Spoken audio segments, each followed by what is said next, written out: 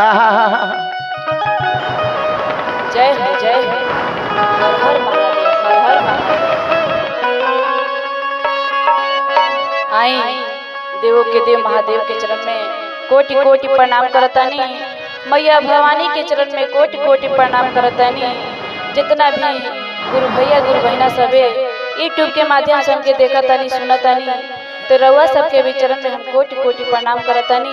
और आप सभी को हर हर महादेव। ताई एक बार जयकारा लगावल जाओ, तो एक बार प्रेम से बोली शिव गुरु महाराज की जय। तो देखिए गुरु बहना सबे गीत बाटे की 4 गो सखी रहली लो। अच्छा अच्छा 4 गो सखी रहली लो, तो 3 जानी गुरु जी के चर्चा करत रहली। अच्छा एक जनी आ एक जानी के मन ना लागत रहे, हां पूजा पाठ में चर्चा ना करत रहली। तो देखी 4 सखी लो एक बार मर गई। अच्छा जब मर गई लो तो गई लो देवलोक में। तो देखी गुरु बहना सबे जब हमनी के आत्मा जब निकलेला तो जब जाला तो बैतरनी नदी होखेला। तो बैतरनी नदी पार करे के पड़ेला। तो पार के कर सकेला? के जी जे दान पुण्य कैले होई, जे भजन भक्ति कैले होई उहे कर सकेला। हमरे लोग आदमी कर सकेला। तो देखी ओही भाव में भजन बा, कहे के बा कैसे कैसे हो। तो गुरु जी हो गुरु जी हम करी लेनी हो रवा यार करी लेनी हो रवा हो। आ सुन लेती और जी हमार नवेरा। के कहता गुरु बहना सबे? के कहता? 3 गो सखी पार हो गई बड़ी। हां लेकिन जवन एगो सखी बाड़ी जवन चर्चा नहीं कैले, हां हां उहे बैतरनी के नदी तर खड़ा होके फंस गई आ कहतरी गुरु जी से, तो गुरु जी हो गुरु जी हम करी लेनी हो रवा यार करी लेनी हो रवा हो। सुन लेती और जी हमार नवेरा किया हो रम हो। सुन लेती और जी हमार नवेरा किया हो रम हो।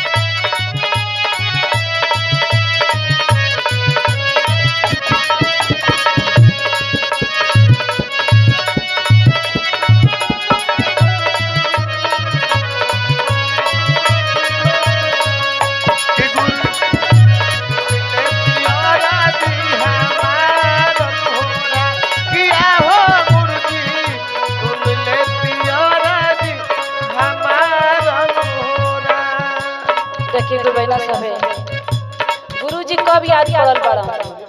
जब संकट में बाड़ी तब याद पड़ल बड़े। जब सखी लोग पार हो गइल बा लो और अकेले खड़ा हो गइल बड़ी, तब गुरु जी के कहतारी।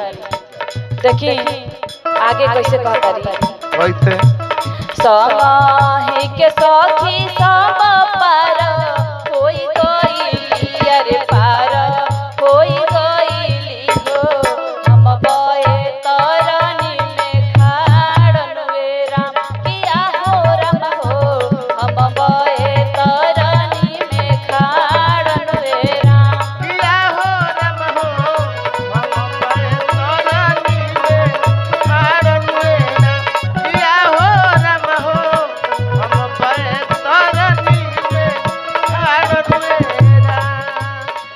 संग के सखी सब पार होई गईली अरे पार होई गईली हो हम बहे तरनी में खाड़न वे राम किया हो रम हो हम बहे तरनी में खाड़न वे राम किया हो रम हो हम बैतरनी किया हो रम हो हम बैतरनी में खाड़न वेरा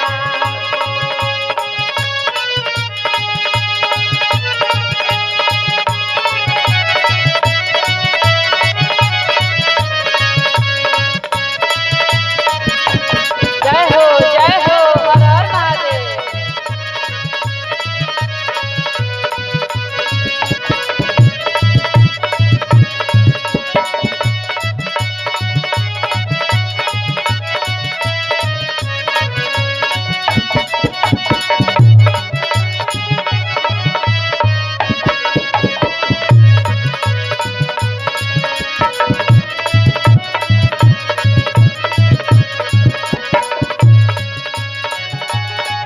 हम बैतरनी में खाड़न वेरा किया हो रम हो हम बैतरनी में खाड़न वेरा देखिए गुरु बहना सभी सुनी अगर हमनी के पूजा पाठ ना करी जा हाँ दान पुण्य ना करी जा हाँ तो हमनी के जब जाए जा तो हमनियों के बैतरनी पार करे के पड़ी अब के करे के आ जैसन हमनी के कर्म कइले हो कब्जा ओ के अनुसारे हमनी के पार होके के बाटे अरे बाबा तो फंस जाई देखी कैसे गुरु जी का कहतनी सुना भूत सुना ये शिष्या हम रूप चनिया रे हम रूप चनिया हो नहीं कबो कइलू कुछ दान नुवे राम किया हो रम हो नहीं कबो कइलू कुछ दान नुवे राम किया हो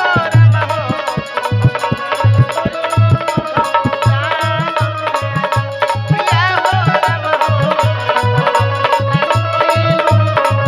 दान वेरा सुना भूत सुना ये शिष्या हम रूप चनिया रे हम रूप चनिया हो नहीं कबो कइलू कुछ दान नुवे राम किया हो रम हो नहीं कबो कइलू कुछ दान नुवे राम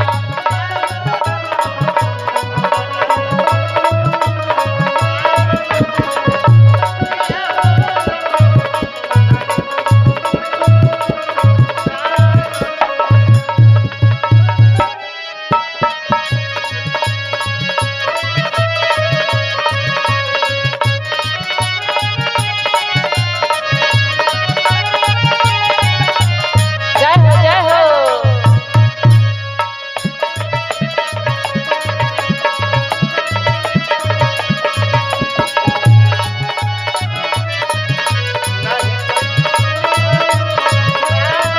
किया हो रम हो दान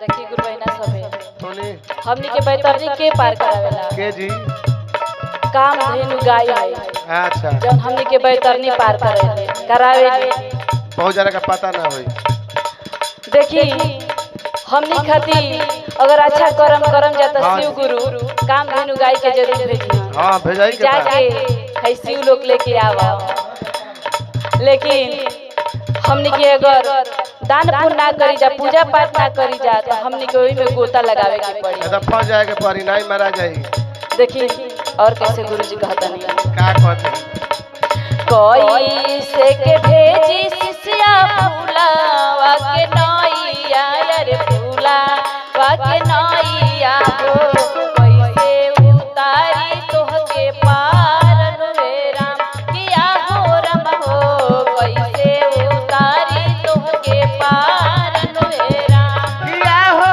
रम हो कैसे उतारी तोह के पार मेरा किया हो रम हो कैसे उतारी तोह के पार मेरा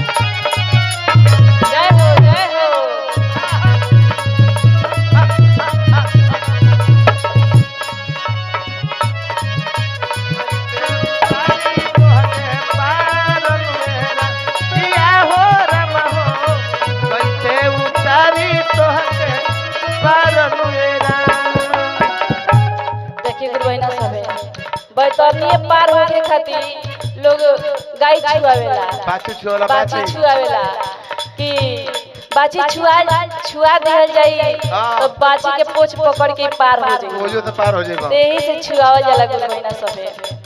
तो देखी हमनी के गौ सेवा करे के चाहिए। अगर हमनी के बाछी छू जा चाहे ना छू जा, अगर हमनी के गौ सेवा करत नहीं जा तो हमनी के पार हो जाए के बाद। हां हां। और कैसे शिष्या कहतारी, कैसे कहतारी, हाथ जोड़ी करी शिव गुरु और जिनी हो रावा रे और जिनी हो रावा हो माफ कर दी गलती हमार नुए राम किया हो राम हो माफ कर दी गलती हमार नुए राम किया हो राम हो माफ कर दी गलती हमार नुए राम किया हो राम हो माफ कर दी गलती हमार नुए राम।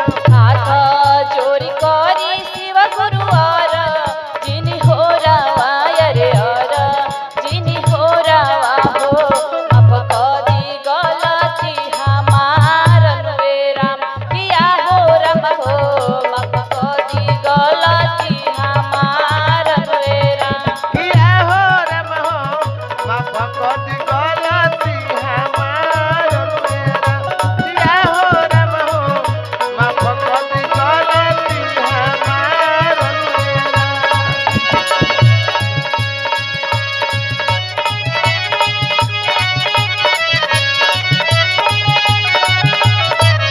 जय हो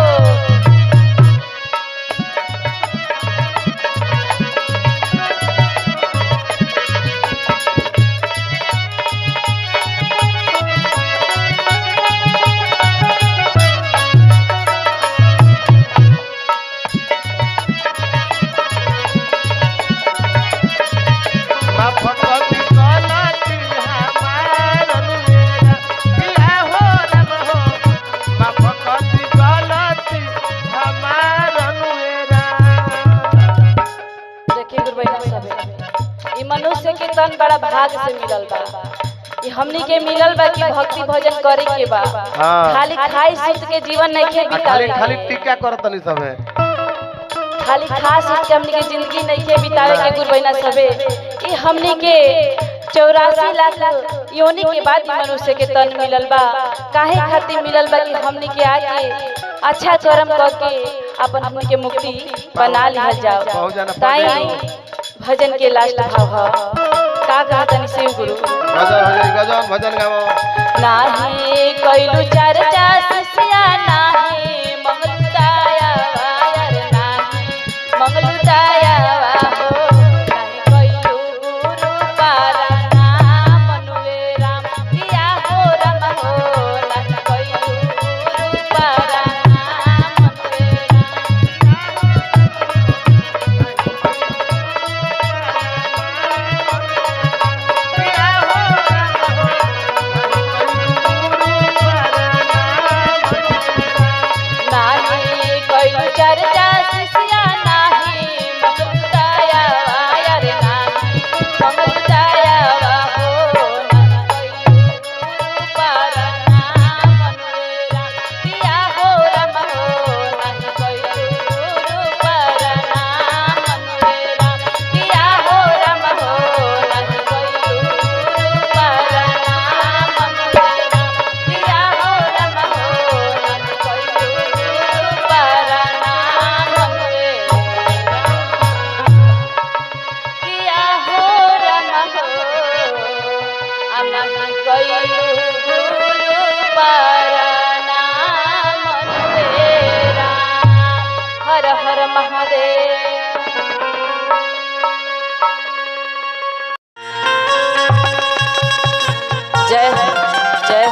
हर हर महादेव।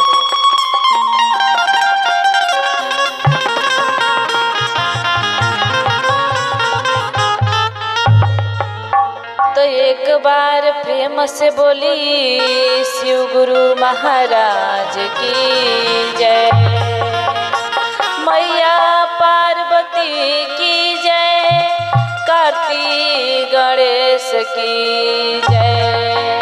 तो एक बार प्रेम से बोला ये गुरु बहिना, तो एक बार प्रेम से बोली सचे दरबार की जय।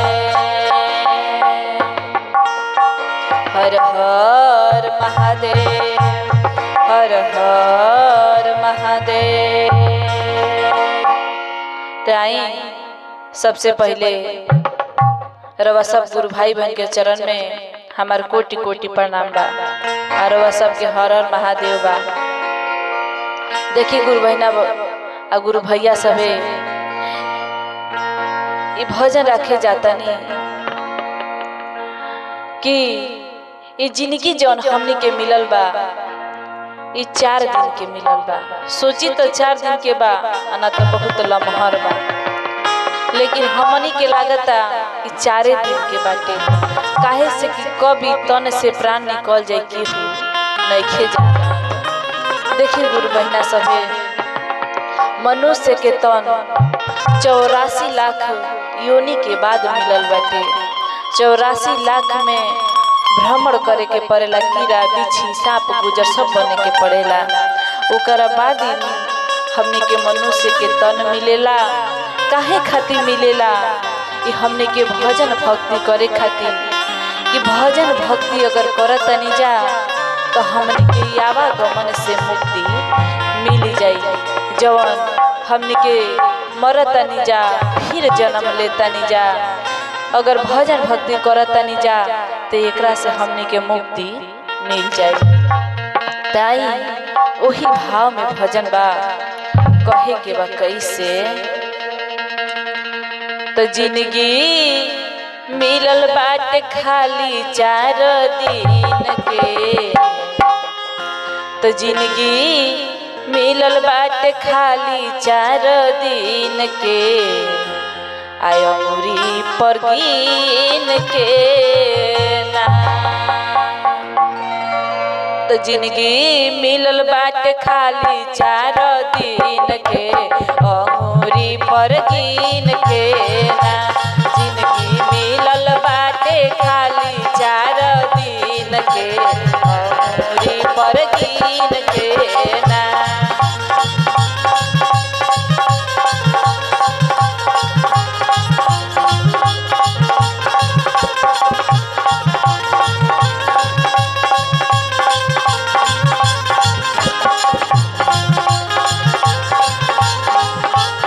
अंगूरी पर गिन के हो, अंगूरी पर गिन के।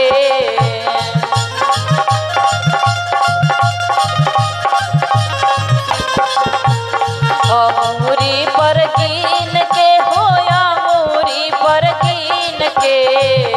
तो नाही कौनो गारंटी चाइनीज मशीन के, खाली 4 दिन के ना।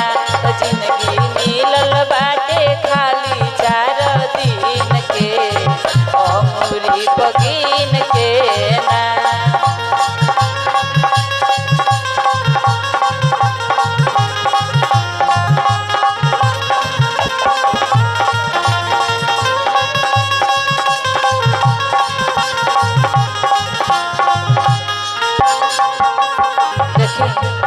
गुरु बहिना सभे, जैसे चाइनीज चीज के कोनो गारंटी नहीं खे।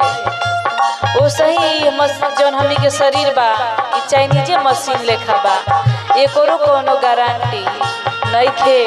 आज सांस चलता आ काल चली कि ना। कहल जाला कि पल के पता लगावता, क्षण के तो पते नहीं खे। देखिए गुरु बहिना सभे, तन मिलल बा हमने के कि हमने के शिव गुरु के शरण में जाई जा, आ शिव गुरु से जुड़ के आ रही जा उनका शरण में। अगर हमने के पास दुख भी बाटे तो दुख के भी हरवैया उहे बाड़े। आगे कहे के बका क के पूजा पाठ रख मानवा पवित्र।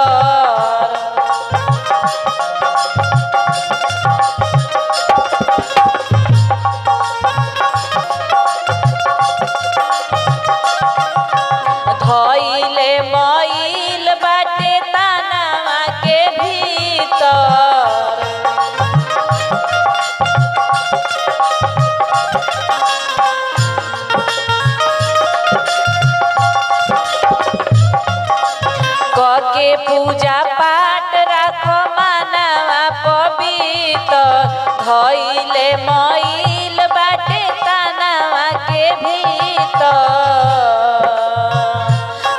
आपन साफ राख मानवा मलिन के, आपन साफ राख मानवा मलिन के, खाली 4 दिन के ना तो जिंदगी मिलल बाटे खाली 4 दिन के, अमूरी पर गिन के ना तो जिंदगी मिलल बाटे खाली 4 दिन के, अमूरी पर गिन के।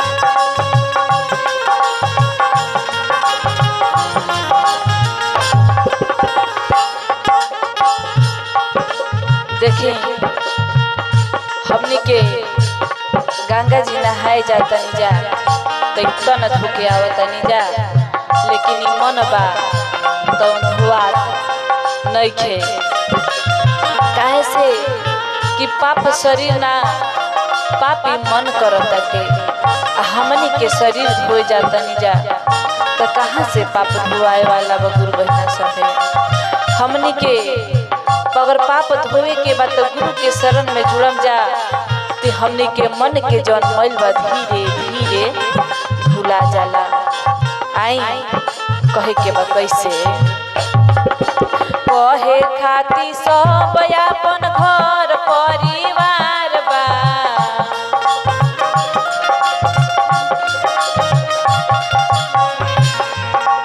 माया के मेला इहाँ लागल बाजार बा,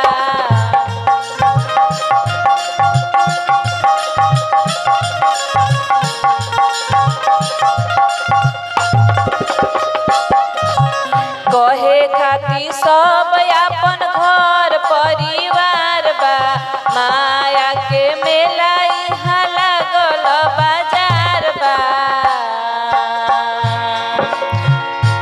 सबरी काट होता कोइल तोहर सीन के, सबरी काट होता कोइल तोहर सीन के, खाली 4 दिन के ना जिंदगी मिलल बाटे खाली 4 दिन के, अंगूरी पर गिन के ना।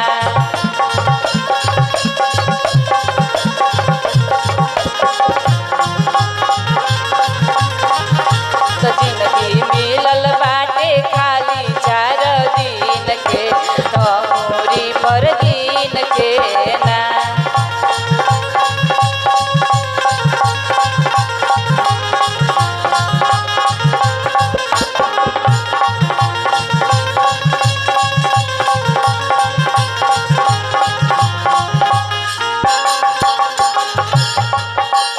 देखी कहे खाती घर परिवार बाल बच्चा होखेला, देखी घर परिवार तो एगो जानवर भी बना लेला अपना के, देखी एगो पंछी के भी देखले होखम उहो अपन परिवार बढ़ावेला आ उहो अपना के वो घोंसला बना लेवेला।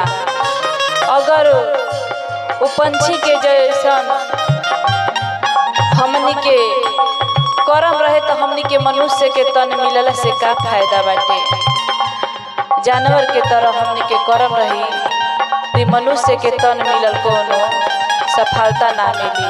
हमनी के करम मुँह होखे के चाहिए कि अगर केहू आ गई तो 1 लोटा पानी दे दो, केहू भूखा आ गई तो भोजन करा दो, इहे करम होखे के चाहिए।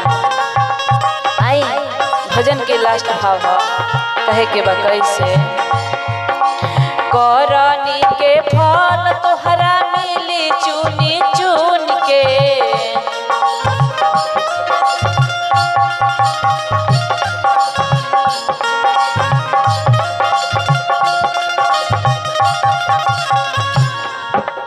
दीहे ना साथ होई अपने हो खून के।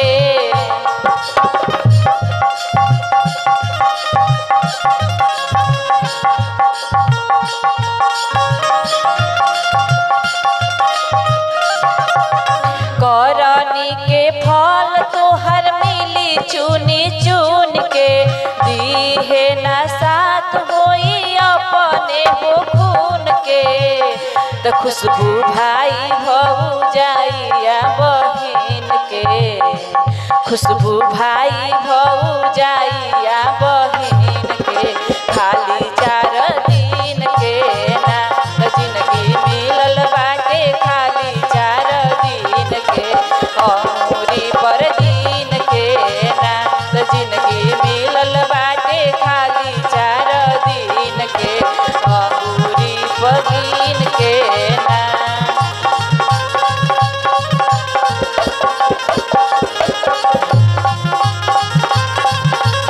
अमूरी पर गिन के हो अमूरी पर गिन के। अमूरी पर गिन के हो अमूरी पर गिन के। त नाही कौनो गारंटी चाहे जय मशीन के। खाली 4 दिन के ना त जिंदगी मिलल बाटे। खाली 4 दिन के अमूरी पर गिन के ना त जिंदगी मिलल बाटे। खाली 4 दिन के अमूरी पर गिन के ना। तो नाही कवनो गारंटी बाए हो मशीन के। खाली 4 दिन के ना। हर हर महादेव।